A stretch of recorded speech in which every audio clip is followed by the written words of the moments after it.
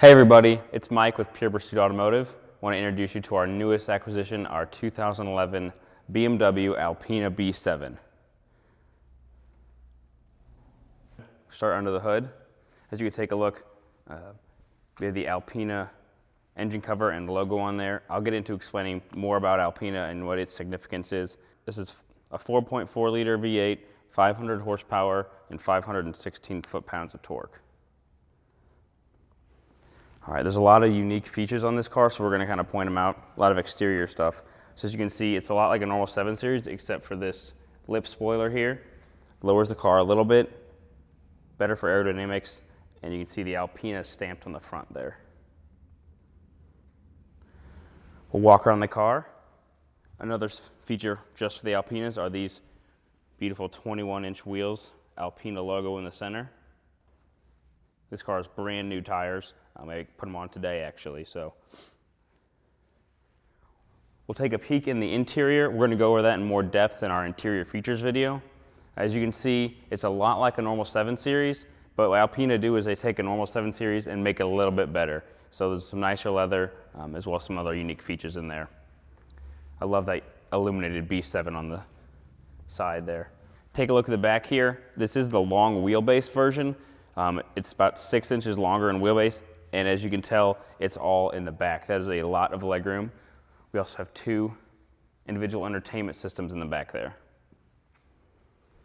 Come around, take a look in the trunk.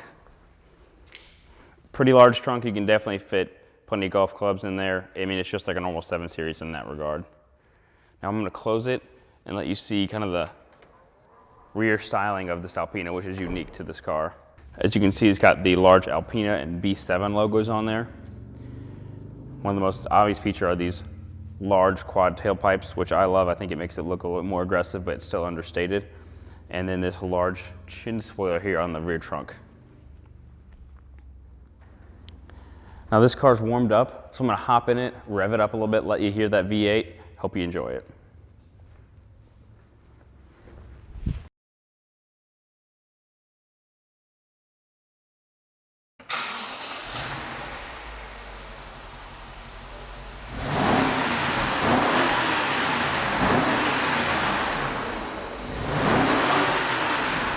There's a lot to go through on this car. Got a lot of features. Let's start off down here and just kind of work our way around.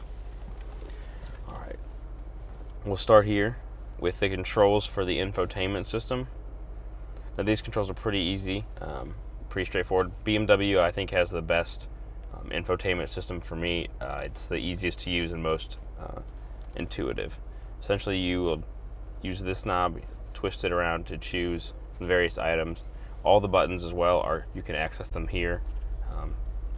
We're at the main menu screen right now. As you can see, you can go through your CD, your multimedia. You connect your phone, you can go through there. You can also watch DVDs. There's a DVD in this car right now. We're not going to watch it though. We have more important things to do. So yeah, you have multimedia there, radio, telephone. I'll go through the navigation real quick. So navigation, your whole thing can be a screen. You press the button in. If you push over to the left side, you can access all the menu features for it, different views, accident information, stuff like that, and the way to set your guidance there. Otherwise, you just hit this back button and go back to the main screen. Simple as that. All right. I'm going to come down here and talk about some of the stuff down here. So we have your handbrake, which is electronic handbrake. Simply pull up and hold. You'll feel it. Light will come on at red saying it's on. You also have a notification up there. Simply put your foot on the brake and press down to turn it back off. If you put the parking brake on all the time, you can just press this auto handbrake, and whenever you're in park, it'll automatically put it up. When you shift back into drive, it'll turn it off for you. We have your parking sensors. So when you press that button, you get a surround view camera. Now this has 7 cameras all over the car. They give you kind of an idea of exactly where you are. It's an awesome thing for parking. We're not near a parking space now, but if you were, you'd see all the lines of the parking space, so you can be perfectly in it. You can also press down on the R camera, and that'll give you your rear view. Now there's some more cameras on this car, which is done by this camera button here. Press that button. There's cameras mounted on the front bumper right ahead of the wheels, and this way, so if you pull up to an intersection and you can't really see, there's cars, there's trees, there's signs, you can't really see where the cars are coming from, you simply press this button and it gives you an idea of what's coming down each way. As you can see, there's a diagram of where the cameras are, where the yellow lines are, to give you a sense of kind of how far you're sticking out. It's very, very helpful. I doubted it until I first used it, and it really is a lifesaver. It is unbelievable. We'll move on from that. Come down here to, these are the drive mode selectors. So right now it's in normal mode. I'll press down to get into comfort. When you choose your mode, it'll show up there, kind of give you the idea of what's going on, and it'll also give you a display here on the gauges. So comfort mode, go up to normal. Sport, so basically Sport will give it a little bit sharper throttle response as well as sharper shifts and a stiffer suspension. Then you go into Sport Plus, which is the full sport mode. It'll turn the traction control off. There's a light on there telling you that. You can also configure these settings in the vehicle settings area. I'm not going to go into that right now. If you want to know about that, feel free to give me a call. Be happy to walk you through it. Put it back into normal here. Alright, now we'll talk a little bit about the gear selector here. If you're familiar with BMWs of the last 5-6 years, you'll be familiar with this. Essentially, it's real simple to use. Simply put your foot on the brake. There's a button on the side that says unlock. You'll select that, push that in with your thumb, and then just neutral one all the way is reverse. Immediately your rear view camera comes on. All the way back is drive. I'm going to put it into a manual sport mode. Just click it right over. Now it'll tell you what gear you're in and that you're in sport up there. Simply press it back. Then to put it in park, you'll simply click down on the P with your foot on the brake, obviously, and you're in park. And when you do that, if you have auto handbrake on, handbrake comes on. We have our HVAC controls. Both front seats have heated and cooled seats. I'm going to turn them both on so you can see all the lights. Turn them back off because we've done this before, and myself and the cameraman don't really appreciate heated seats when it's 75 degrees out. So HVAC controls, very simple, kind of self-explanatory. The big fan is to increase, small fan decrease. Kind of simple. I don't need to pander to you. Now all these buttons here are for the radio controls. These are all your presets. Use your AM, FM. You can also control all those settings from the radio section. Use all of that here. So you can use the buttons or you can use this, whichever is easier for you. I personally like this system. I think it's more intuitive. Alright, we'll come on over here to the steering wheel, kind of talk about this, and then go to the gauges. So steering wheel, it's as you can see, it's got a different emblem. It's got the Alpina stitching on it. It's the same steering wheel from the normal 7 series, except the Alpina changed out, put their logo on there, which I love. I think that's an incredible touch, as well as the green and blue stitching. The colors hark back to the original Alpinas that they did for BMW. Now there's another interesting thing back here behind the steering wheel. So they kind of, because it's more of a luxury car, but it has that sportiness, they've hidden the paddles back here behind the steering wheel. On top, there's 2 little metal things that show you plus and minus. And it's simply a button that you press instead of a whole paddle. Simply click that in. You'll immediately go into sport mode, and you can go from there. Now I'm going to move on and talk about the gauge cluster. Another difference with this in a normal 7 series. Alpina changed the gauges. They say Alpina and they're blue. I love that touch. It's just something that makes it feel like just it's a real special car. It's essentially the same thing as the normal 7 series in terms of functionality. Up there in the middle is the lane tracking system, so that'll help you. That'll keep you in your lane. It'll let you know if you're getting out of there's symbols that pop up if you're moving out of the lane. The collision mitigation system will also display as you get, depending on the settings, as you get closer to hitting a car, it'll show up bright red there, flashing for you, and it'll let you know you need to stop, and it'll stop for you if it gets to that point. Now, the buttons for the mitigation, the crash mitigation, and the lane keeping are all over here on the left side. I'm not sure if you can get over there and see them. As you can see, there's this eye with a little dashed line towards the front of the car. Now that is the head-up display. Simply click it to go on and off. I have it on right now. I love the head-up display. I think it's just something that you don't get in a lot of cars, and I prefer it. Now I'm going to talk down here. We can kind of see these buttons here for the seating settings, so you can, if I wanted to, because this is a car that it's built to be ridden in the back of, simply press this button with a 2 on it, and now I have full control of the passenger seat, which I know my cameraman loves. Turn that off. Now this button here is kind of a wavy, looks like the seat's going to like open up and eat somebody. You press that and it's the massaging seat. It's just the bottom of the seat, it's not the back. It's the bottom, but it's awesome. It goes side to side, backwards and forwards. It's pretty nice. Now another feature up here that's unique, on the window switches, there's this button here. So you simply press that, and then the rear shades for the rear windows will pop up, kind of an easy comfort. So if you want to get someone in the back or someone sleeping in the back, you want to turn those on, you don't have to make them do it. You can do it all by yourself. All right, we're going to move on up here for the controls for the sunroof. Simple, basic BMW sunroof controls, the same for every car. So it's open right now. One click will open it fully.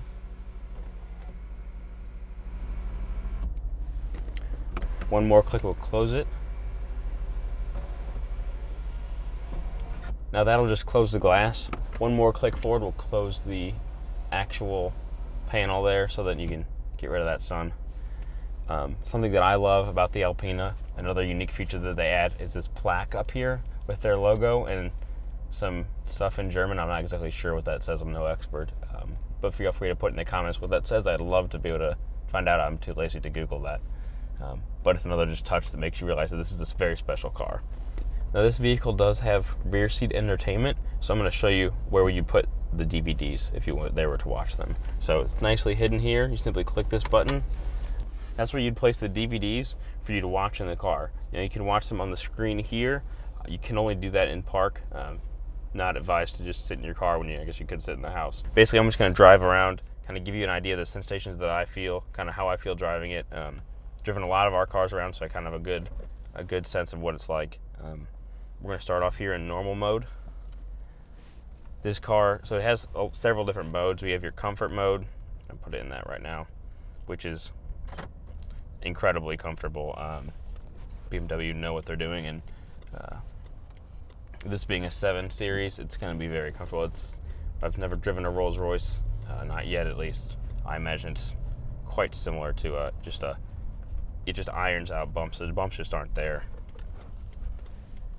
I'm going to put it back in normal here. Now, just a little bit of a straightaway. I'm going to put this thing into Sport Plus.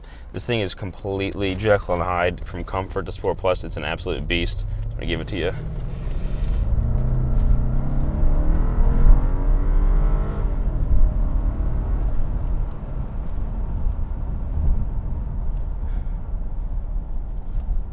Now, although it's quiet and comfortable, this thing is pretty savage. Despite this car being basically 5,000 pounds, that is one of the fastest cars we've ever had through that section of road. It's incredible because you get the sense that you're going fast because you see the head-up display and you see things flying by, but you don't get it because it is so smooth and comfortable. But you could absolutely embarrass some cars that you could embarrass. I would say 911 Carreras, you could absolutely beat them, no problem. This thing has 500 horsepower and 500 foot-pounds. Despite the fact that it's long wheelbase, it doesn't feel like it is. It really does feel like almost like a 5 Series, just in the way it handles. It's obviously a 7 Series when you put it in comfort mode and drive around town and just, forget about it. But when you want to go fast, it's very much, you can definitely tell that Alpina has worked their magic on it. I know 500 horsepower doesn't sound like a lot when it comes to 5,000 pound car, but trust me, it's every bit of 500. It feels, if I were to guess without knowing horsepower numbers, I would say 600. That's kind of what it feels like. It's really a crazy car because it's one that really you just shut. It's almost like a sensory deprivation tank in a way, because you get in it and you can't hear anything outside, and it's quiet and comfortable, and even the exhaust is pretty noted, at least, or the exhaust is pretty muted, at least from in here. I'm not sure what it sounds like outside of the car, but I don't think it's too obnoxious. It really is it's really an interesting car because, here we go, we're going down a pretty bumpy brick road. I know some of the cars we have, and I know comparing it to an M5 isn't really fair, but I would say comparing it to like an S63 or an S65, absolutely would be a little bit more of a harsh ride, seeing as we've had an S63 recently.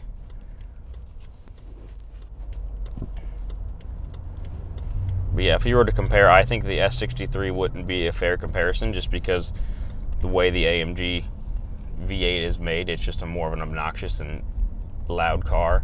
But the S65 would be similar because of that quiet brute force that you feel. It doesn't feel like a very excitable engine in this, but it's just, you ride a wave of power, and it's just incredible, because it's not like you just all of a sudden get kicked. It's just, now we're going quickly, and boy, for 5,000 pounds, it does stop pretty well. Now, this does have brand new tires all around. Probably does help, but it's still, I mean, you have to be impressed by this. And also, the one thing I love about the Alpina is it's I think, subtle enough that shows that, hey, no, I'm not being obnoxious and showing off, but people that know what they're talking about say, oh my gosh, that's an Alpina. I've only ever seen one of those. I think it's a real enthusiast car, that this is something you have, and then you also have your hardcore, your 911 GT3 or your Cayman GT4, something like that. Your C63 507 or your Black Series or something like that. Yeah, absolutely incredible car. And the best thing that blows my mind the most about this is that you could take on sports cars that weigh less than half as much and have similar horsepower numbers, and not only be close, but even possibly beat them. And that's something that is incredible to me. And I think if you imagine this car was 140,000 about new, I think it's just an incredible car. I will admit, to be fair, I am a bit of an Alpina fan. That's an understatement, but I would love one. So if you're interested in this car, feel free to give me a call. I would love to talk with you about it. I can explain how systems work, what buttons do what, answer any of your questions. Thank you for joining us on this test drive. Feel free to give me a call anytime or shoot me an email, and check out the rest of the inventory at purepursuitauto.com.